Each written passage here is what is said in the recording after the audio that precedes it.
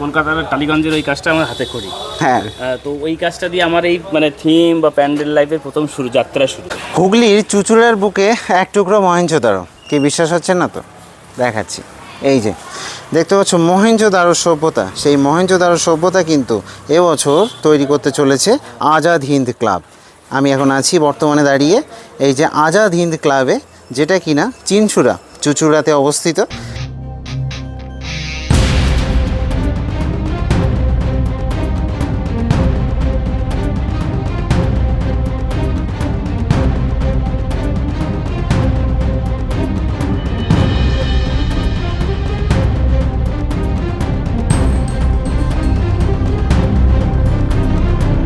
দেখতে পাচ্ছ এদের এবছরের ভাবনা কিন্তু মহেঞ্জোদারো।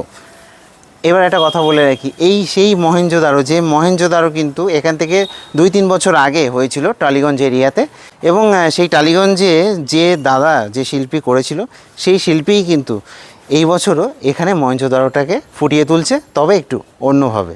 মহেঞ্জোদারো সভ্যতার যেসব ঘর বাড়ি সেই সব কিছু আর কি ফুটিয়ে তোলা হচ্ছে এখানটাতে, দেখতে পাবে।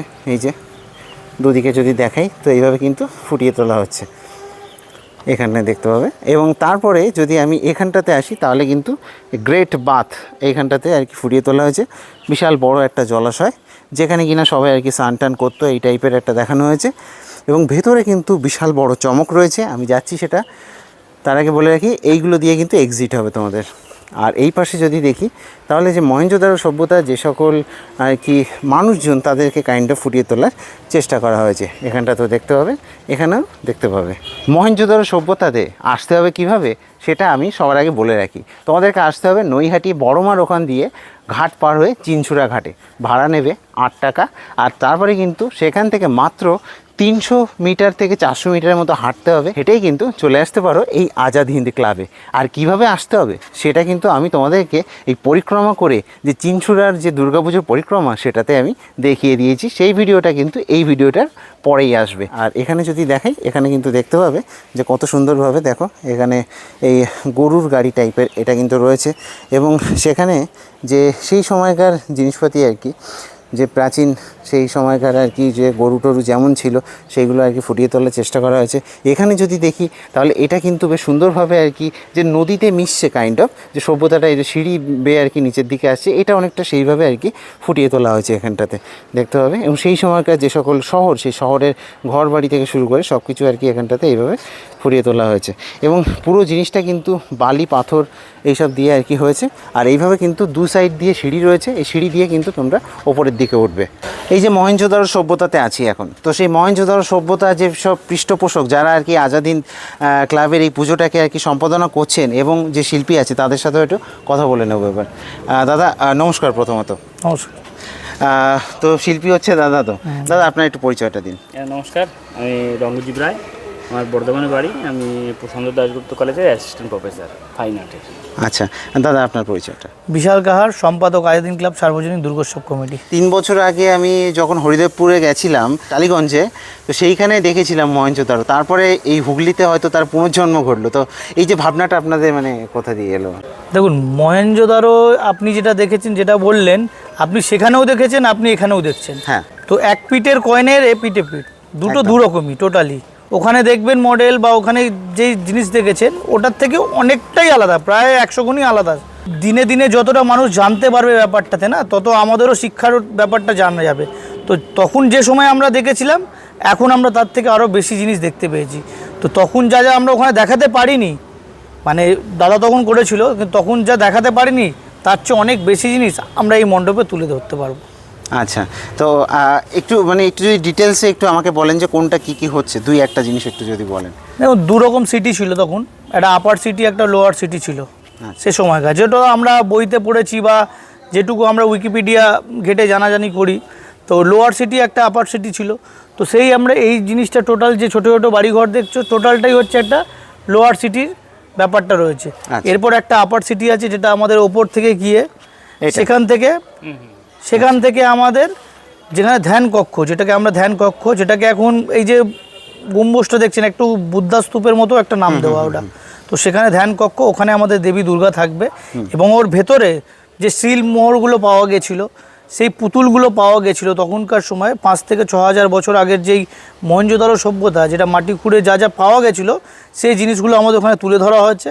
এবং যে আমরা ছোট্ট করে জায়গা দেখবেন, আপনারা হয়তো নাবার সময় দেখেছেন যে পাশে খোপ খোপ রয়েছে, সেই খোপেগুলোতেও যে তখনকার বাসনপত্র যে পাওয়া গেছিলো সেই সব বাসনপত্রও সেখানে তুলে ধরা হয়। সব থেকে বড় ব্যাপার এই যে আমাদের টোটাল পুজোটা দেখছেন ইট সিমেন্ট বালি দিয়ে তৈরি, যে মানে খুব রেয়ার এখনকার সময়, বর্তমানে এটা রেয়ার বললেই চলে।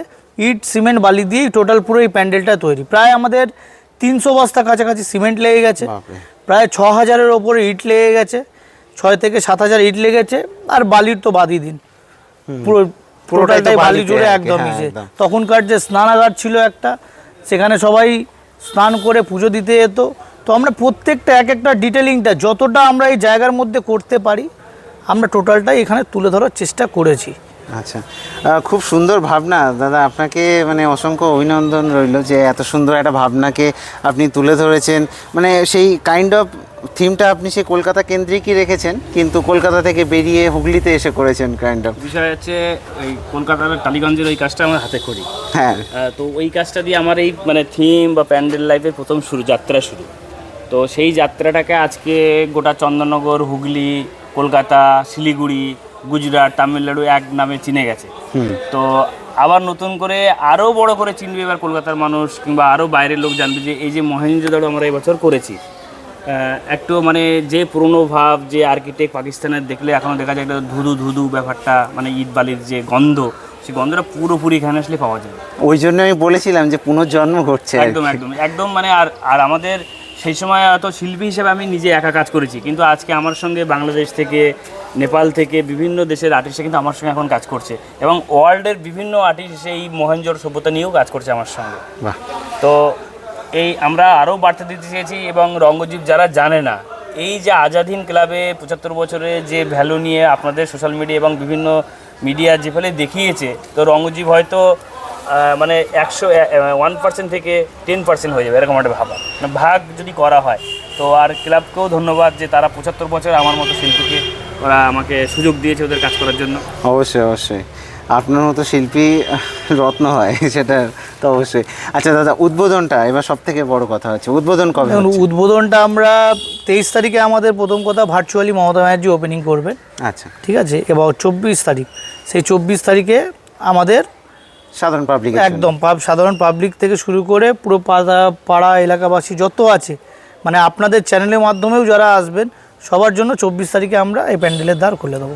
আচ্ছা, আর দাদা আসার জন্য সব থেকে ইজি, আমি যেমন আসলাম নৈহাটি ঘাট পার হয়ে, একদম এটা ইজিয়েস্ট। আর যদি কেউ হুগলি থেকে আসে সেক্ষেত্রে দেখুন, হুগলি না, আপনি যেটা বললেন নৈহাটি বড়মা ফেরি সার্ভিস ঘাট পার হলে প্রায় 2 মিনিট হেঁটে 2 মিনিট লাগবে। আর এখানে নেবে আজাদিন ক্লাব বললেই হলো। আর যেটা চুচো স্টেশন থেকে নামলে গড়ি মোড়ের অটো ধরতে হবে, একদম আপনাকে থানার সামনে নামাবে, থানার সামনের থেকে আপনার হেঁটে 5 মিনিট আজাদিন ক্লাব একদমই। আর হুগলি স্টেশন থেকে ওখানে যদি ডাইরেক্ট বলেন যে ডক্টর অরূপ বোসের মানে ইএমএলসি যাব নার্সিংহোম, একদম সামনেই নার্সিংহোমটা, তো একেবারে একদম কারেন্ট লোকেশন। আর আজাদিন ক্লাব হুগলি চুচুড়ার বুকে একটা অন্যতম এমন একটি ক্লাব যে ছোটোর থেকে 8 থেকে 80 প্রত্যেক মানুষই জানে। আর প্রত্যেক মানুষে এবছর সেই আজাদিন ক্লাবকে নিয়ে ভাবনা চিন্তা।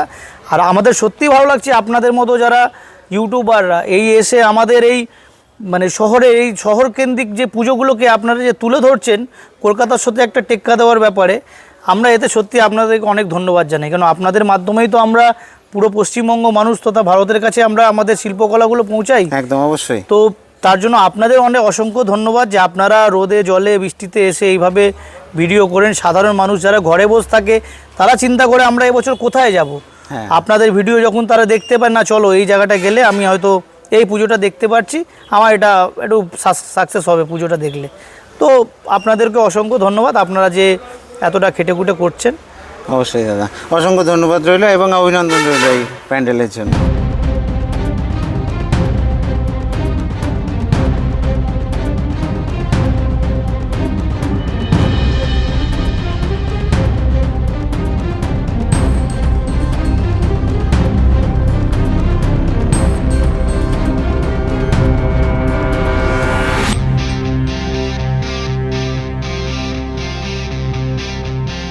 তো এইভাবে দুটো এন্ট্রি দিয়ে যদি তোমরা প্রবেশ করো তাহলে তোমাদেরকে কিন্তু এইভাবে আবার নিচে নেমে যেতে হবে, ঠিক আছে? এই যে সিঁড়িটা দিয়ে আবার কিন্তু নিচে নামতে হবে এবং নেমে কিন্তু তোমরা একটা কাইন্ড অফ গুহার মধ্যে প্রবেশ করবে।